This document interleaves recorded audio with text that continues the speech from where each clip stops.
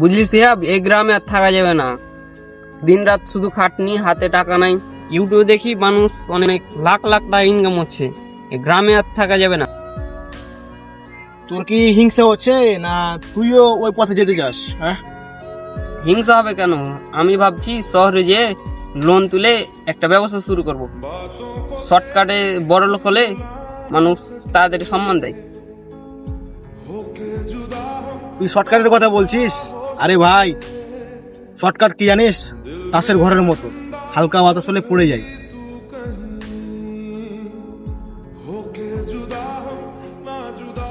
ওই যে আমের গাছ দেখতে পাচ্ছিস,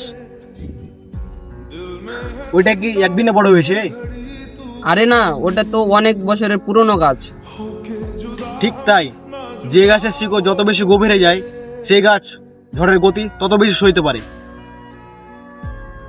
তুই লোন নিয়ে ব্যবসা করবি, ঠিক আছে, কিন্তু যদি ব্যবসাটা লস করিস তাহলে সে ধাক্কা সামলাতে পারবি?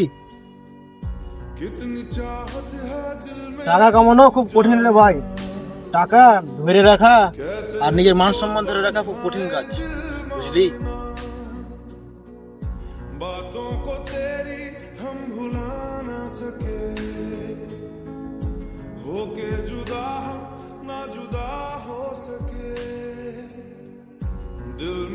তাহলে তুই বলতে চাস আমি গ্রামেই পড়ে থাকবো?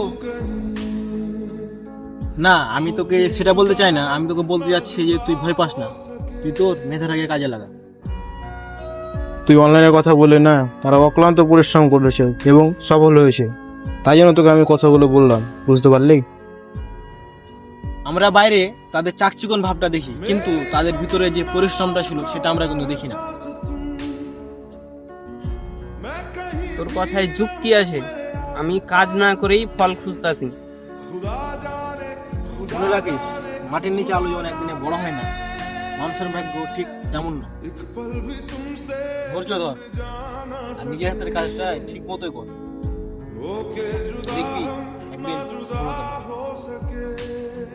দেখবি তুই আমাদের গ্রামে থেকে শহরে টিকে যেতে পারবি। টেনশন করিস না।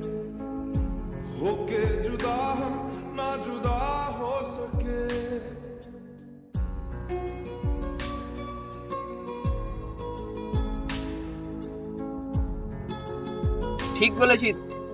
আমিও আর কাল থেকে অলসতা করবো না। আমিও কাল থেকে তোর সাথে খেতে কাজ করবো।